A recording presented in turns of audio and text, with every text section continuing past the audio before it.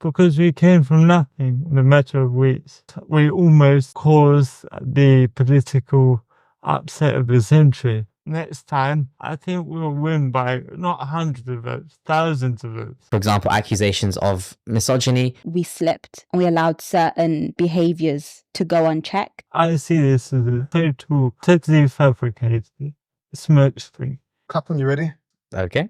Bismillahirrahmanirrahim. Assalamu alaikum wa rahmatullahi wa barakatuh, everyone. Today I'm here with the amazing Hamda and the amazing Jody McIntyre, whose reputation absolutely precedes him. He has a long history as an activist for Palestinian rights, people with disabilities, as well as many other noble causes. Every time they shoot us, we'll come back for more. They will never kill the resistance. From West End to the West Bank, I write righteous rhymes with my right and wrestle the devil with my left hand. Never worked for a Zionist, never been a yes man. My art is like Rembrandt out of a wheelchair and dragging them across a concrete road is quite ridiculous, and I'm surprised that you just tried to do so. He is a teacher and a hafid of Quran, and most recently he has run for MP in Birmingham Yardley, coming very, very close to a historic upset over the infamous Jess Phillips. Jody, how are you doing today? Thank you for having me.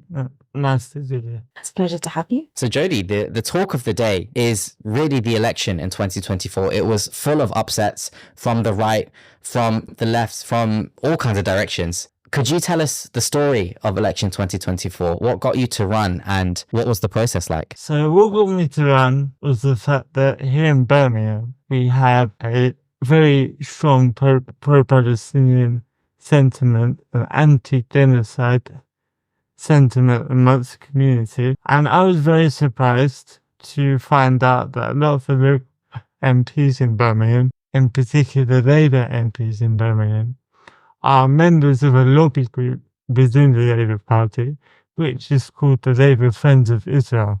So that was the catalyst, if you like, for me to get involved. I think the story of the election on a local level is that a community came together in Yardley and sent the political establishment a strong warning that you can't take these political positions without there being some kind of consequence. Everyone underestimated us. Even I couldn't have imagined that we would have achieved the result we did. Because we came from nothing in a matter of weeks. No one had heard of us. No one knew about us.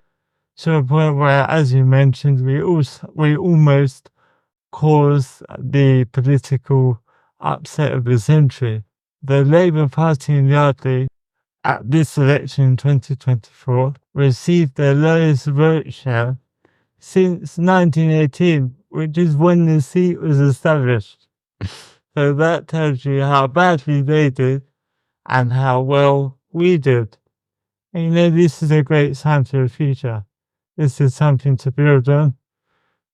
For sure, a lot of people were maybe disappointed or upset because we put in a lot of hard work and we came so close. But I see it as something positive and something a victory to look forward to in the near future, inshallah. You mentioned the future and you mentioned how the community came together to sort of support you in your campaign to run as MP. Can you just sort of tell us a little bit about how the community really rallied around you and what their sentiment is going forward in the next election cycle? On the day of the election, we had 100 volunteers on the street from the morning until the evening when the ballot boxes closed. The commitment, the determination, the motivation people had was very touching to witness and very inspiring to see. People really believed in this project. I would say everyone, if not almost every volunteer we have, said that they'd never volunteered for a political campaign before, because the political system we have, in the main, doesn't engage a lot of people, especially young people, especially certain communities, ethnic minorities, and so on. They are not engaged by the political system, and the establishment party, Labour and the Conservatives, rely on apathy or rely on people believing that there is no other credible choice, rather than people supporting what they say or supporting what they do. And this really was, I think, the biggest achievement of our campaign, and I knew the importance of this from the start. It's not only it's over to what you're saying, but it's to convince people that you have a credible chance of winning. People don't want to vote for the loser.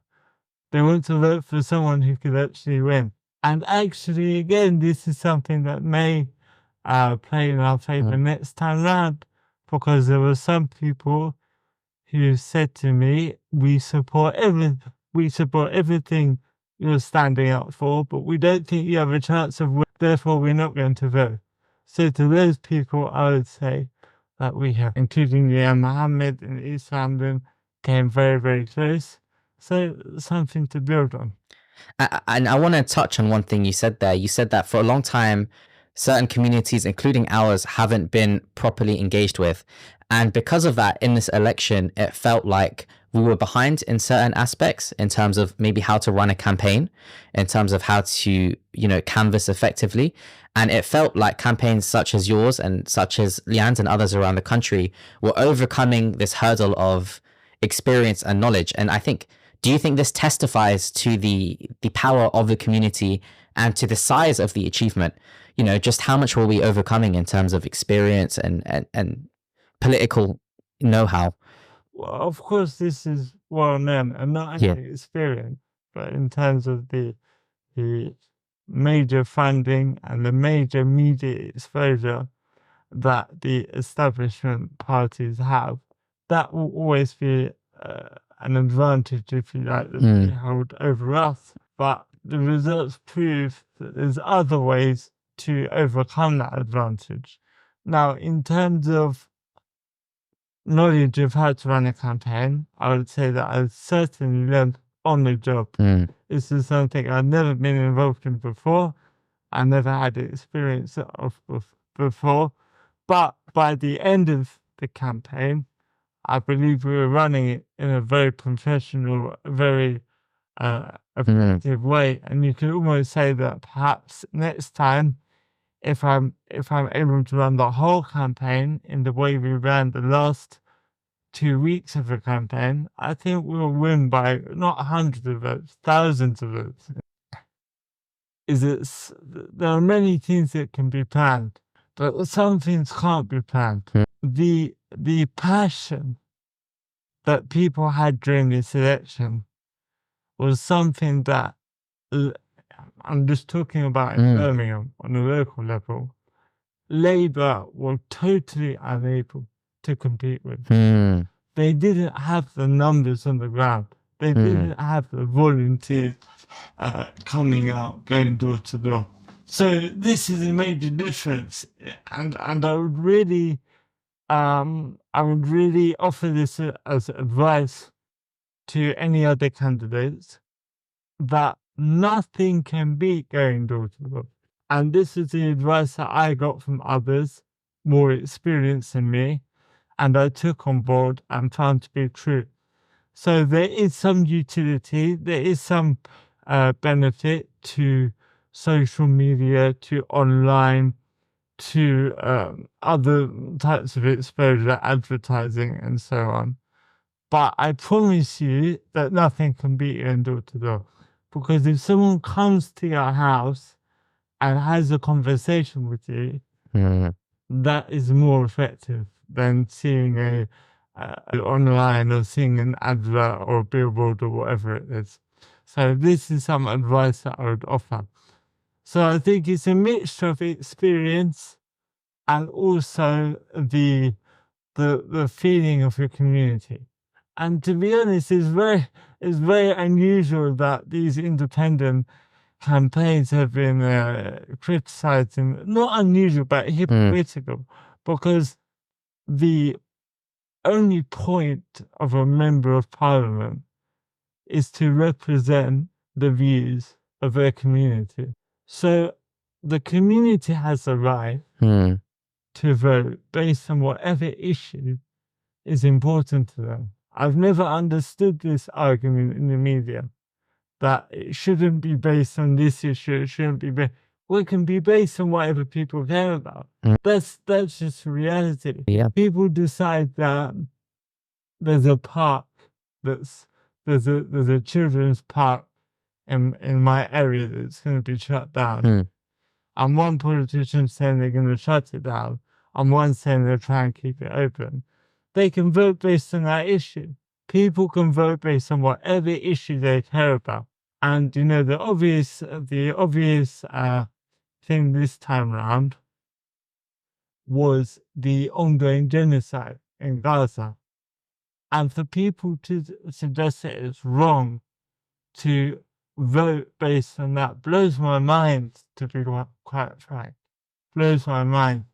I mean, if it's not going to be the genocide of a people and our government's complicity in it, in providing arms licenses and diplomatic cover, what else could matter to people? What else could be at the front of the ballot? I mean, that could be one point as well. I want to go back to a point that you actually said earlier that really resonated with me about tactics and learning on the job.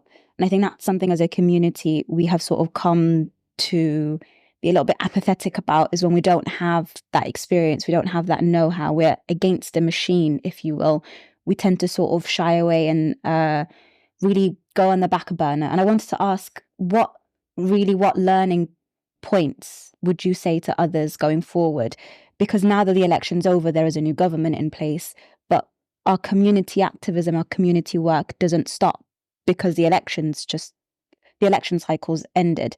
So how can we continue that momentum of on the ground, interacting with individuals, interacting with the community, and really looking at those issues, like you said, whether it's a local park, whether it's the ongoing genocide? How can our communities really come together in that moment to really, like, for the next election cycle, be prepared? But the councilorships are coming up, the mayorships will be coming up, the police constables, like all these new elections will be coming up. How do we really rally people, is my point. That's a great question.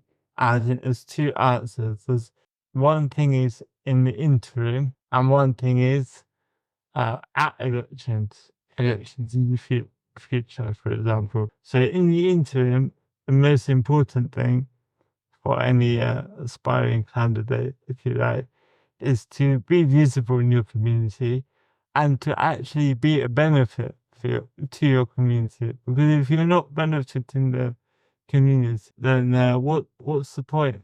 Let's say you are elected. Let's say you become MP, become a councillor. If you're not going to bring any benefit, then what's the point of that? What's the victory in that?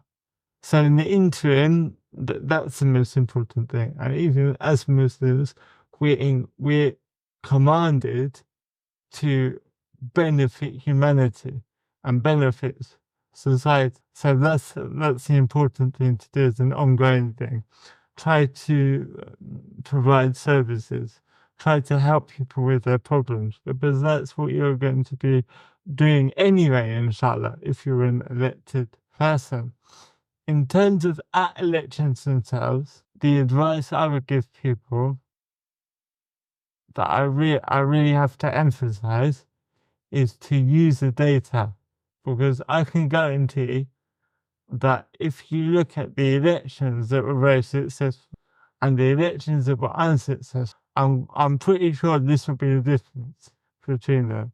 You have to really use the data of your area, because I'll tell you what the main establishment parties do. They don't try to win anyone over. This is a big misconception. Very interesting. People think politics about convincing this. It's not about that, because it's actually very hard to convince anyone of anything. most people make their own minds up about different issues in society. What you have to do is find the people who agree with what you're standing for and make sure they know about you and convince them to vote for you. Convince them to lend you their vote. Convince them that you're the right person to represent this area. Of course, you have to reach out to everyone. You have to reach out to the whole community, to the whole population, all the constituents. But you have to prioritize the people who already agree with what you're standing, because there are enough of them. This is my view. That I think that, for example, the Muslim community at the moment are being scapegoated for all of society's ills, all of society's problems, everything that's going wrong in our country is being blamed on Muslims. And there's nothing wrong with Muslims becoming organized as a community and representing themselves. And this is now being painted as some kind of threat to democracy or threat to society.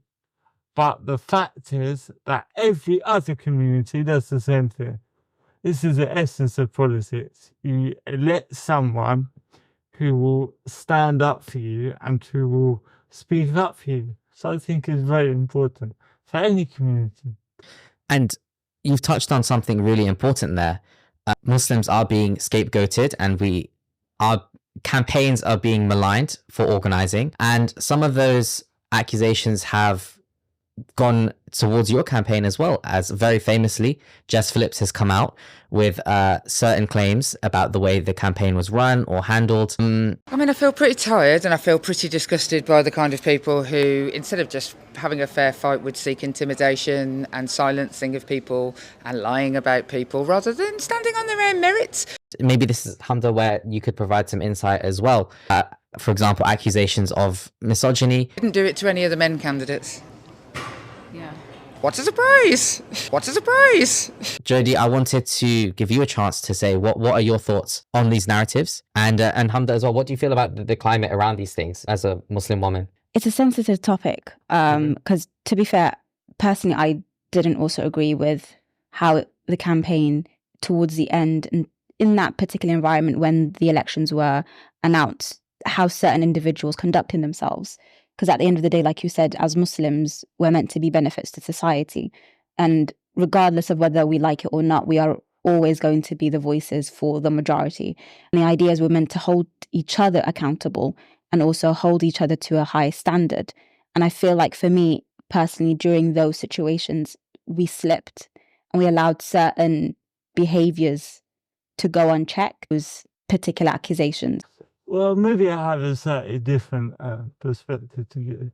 I see this as a totally fabricated smokescreen. The count. One of the main criticisms, if you like, which is fair enough, is that Jess Phillips got booed when she went up to give her speech. Fair enough.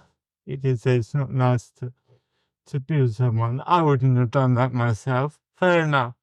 But I would point out that Liam Byrne, who was the Labour MP for Hodge Hill, who was announced just before our constituency, also got booed. And the reason, this is the important point that needs to be highlighted, the reason they're being booed is because they're Labour Friends of Israel. The reason they're being booed is because they're part of Keir Starmer's political project. That's the only reason. It's not because Jess Phillips is a woman and Liam Byrne's a man. It's not because of anything personal about them, any personal grudge. The reason people are so angry with them is because they're representatives of the Labour Party. So you can say it's not nice, you can say it's not the best way to go about things, and I'll agree with that. But it's not misogynistic. She wasn't being booed because she's a woman, as she claimed, and she knows she's not being booed because she's a... The reality is, we had many, many hundreds of women voting for our campaign who had never voted before. So I would say we reached out to women more than Labour did. I remember Jess Phillips during the campaign having meetings in small heath where there were no other women present in the room. There were no women from the community present at the meeting. Why not? We always reached out to women throughout our campaign because they're half of it. How could we get 10,500 votes if we ignored half of our community? So I honestly feel quite strongly about this. I think it's a completely fabricated narrative. It's totally false. And there's no reason to kind of pander to this narrative. It's also a racist trope. I'm sorry to say. It's a racist trope. What they don't like is there is a lot of young Muslim men who are angry and passionate. That doesn't make them misogynistic. Just because they're young Muslim men who are politically engaged and they're angry. Like I said, you can say they do this, it's not nice. But what's worse, being a politician or what Labour have done? What's worse, being a politician or sending work, continuing to grant arms licenses to a state who's committing a genocide? You can't compare these things. You can't compare these things. Now, every side will have their side of the story, their propaganda. This is what it is. It's propaganda. I'm not saying that in a accusatory way. It's by definition propaganda because you're trying to, gain sympathy towards your political. The fact is, I can say from my side, I know a lot of Muslim women who wrote to Jess Phillips complaining about her speech and saying, how dare you malign the young men of our community, saying they're all misogynistic, saying that they're intimidating, this and that. Furthermore, there were even bigger accusations than this during her speech of criminal behaviour. Okay, if there's any criminal behaviour, report it to the police. If the police call me, if there's any way I could help any police investigation about any criminal behaviour, I will help it. I was the one being abused online with thousands and thousands of comments throughout the campaign. And guess what? None of the other candidates spoke up for me. None of the other candidates said this is wrong. None of the other candidates said, Jody McIntyre, we disagree with his political opinions, but we shouldn't be talking about his disability or his religion or his appearance or whatever it is. So I'm not going to feel sorry for them now because none of them spoke up for me. And I remember at one point during the campaign, Jess Phillips posted, I think it's a screenshot of an abusive email she'd received because she's a woman. Just a disgusting misogynistic email. And I wrote a comment, I said, this is horrible. This is disgraceful. Anyone talking like this, something wrong with them, to be honest. This is my point. I spoke out. I will always speak out against abuse, even if it's against my family. But none of them spoke out about the abuse against me. So don't pretend now. Don't pretend now the election's over, that you're the victim. It's ridiculous, to be honest. It's completely ridiculous. What I saw in the days and weeks after the election, however, is that this is a national coordinated campaign. So it wasn't just, it's not just me being accused of these kind of things. Look at Shaka, who, as far as I can make out, ran the most professional, the most respectable and effective campaign in Leicester. And he's being accused of all sorts of things. So I think that tells you everything you need to know. Do you know what it is? I'm telling you what it is. This result was an embarrassment. This result was a big embarrassment. And some people, that's how they deal with embarrassment. Like I said, Labour got the lowest vote share in Birmingham Yardley since 1918. That's more than 100. From me, I was nothing. Not from, it wasn't a major party going against them. It was a campaign that emerged from the grassroots level and almost cost them what they thought was a. So honestly, we have to push back against it because misogyny is a major issue in our society. It's a major issue in our communities. Look at how many women are killed every year. Look at how many women are abused every year. It's a very important. One of my main campaigners is a lawyer who specializes in domestic abuse cases, and divorce and so on. So don't belittle this major important issue by inventing it where it doesn't exist. No, I think you've literally hit the nail on the head on those particular points. Because for me, it's one thing to feel one way, but it's another to sort of see the machine work in a way that is derogatory, like you said, in a way that sort of undermines the community, especially the Muslim young men who got involved. And it's a way for us to sort of, again, come together against these narratives. And it's commendable that women from the community did complain to Jess Phillips directly, because that just shows us that we're no longer meek. We're no longer, as a Muslim community, willing to take the hits, and we're willing to sort of come to a compromise. And the way that you've sort of described your political opponents not standing up for you against when you faced abuse is sort of just a representative, in my opinion, of how politics is across the board, whether it's here in the UK or just globally. It's how individuals are choosing to not run principally their campaigns and choose to sort of throw others under the bus when it sort of suits them.